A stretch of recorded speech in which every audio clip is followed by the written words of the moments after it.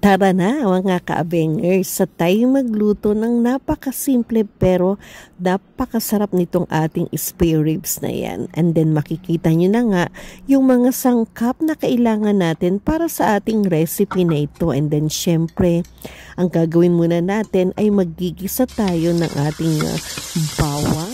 And then ayan, nakita nyo medyo golden brown yung ating bawang na, and then syempre sinundan na nga natin ito ng sibuyas na kailangan lutuin natin ng gusto yung mag-translucent ba siya, diba? And then syempre kasunod na nga yan yung ating spare ribs na talaga naman pong hiniwa-hiwa ko lang siya into bite size, and then ayan, halu-haluin lang natin, diba mga ka-abengers ko? And then, syempre, hayaan lang natin yan. Takpan muna natin ito ng saglit, diba? And then, tinimplahan ko pala muna ito ng ating pamintang durog. And then, ayan, medyo kumulo na siya ng konti, diba mga ka-abengers ko? And kailangan na nating timplahan ito. Syempre, hindi mawawala yung ating liquid seasoning. And then, kasunod na nga niyan, of course, yung ating oyster sauce. So, hulaan nyo kung anong kasunod niyan, diba? Kung kayo ay madalas na nanonood sa aking video, pagka merong isa sa mga yan, wow! Correct na correct, diba? Siyempre, ay hindi mawawala ang soy sauce o yung toyo. And then, syempre, pagkatapos nga yan at andyan na yung magkakasama na yung tatlo na yan, diba? Halu-haluin lang natin. Talagang pamekos-mekos lang.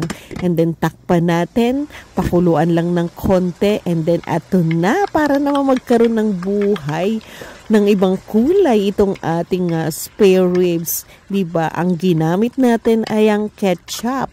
Since ng ating ketchup sa bote ay talagang ubos na, diba? Para naman hindi sinimot talaga natin ito at naglagay tayo ng tubig sa ketchup, diba? And then, ayan, syempre sinundan ko na ito ng lemon, diba? And then, of course, para magkaroon naman ng konting anghan at madagdagan ng kulay, ang ginamit natin is chili powder na talaga naman po para kahit pa paano may sipa ba, diba? And then, pakuluan lang natin ito ng gusto hanggang sa medyo mag-evaporate na yung kanyang sabaw, diba? Or medyo lumapot-lapot na. Ayan, nakita niyo naman, diba? Lumalapot-lapot na yung ating sauce.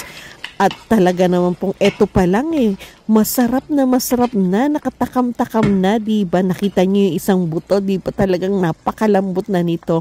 And then, eto na, nagdagdag na rin tayo ng mushroom. So, ito yung nakakan na, and then ganyan na yung itsura niya, diba? And then, syempre, tikman natin. Wow, approve na approve talaga. Ayan pa lang, may gulay. Talaga naman pong pakasarap-sarap nitong ating spare ribs, diba? Na talaga namang magiging unlimited rice na naman ito. Hindi na naman natin makokontrol yung diet natin. Grabe na Sige na, tara.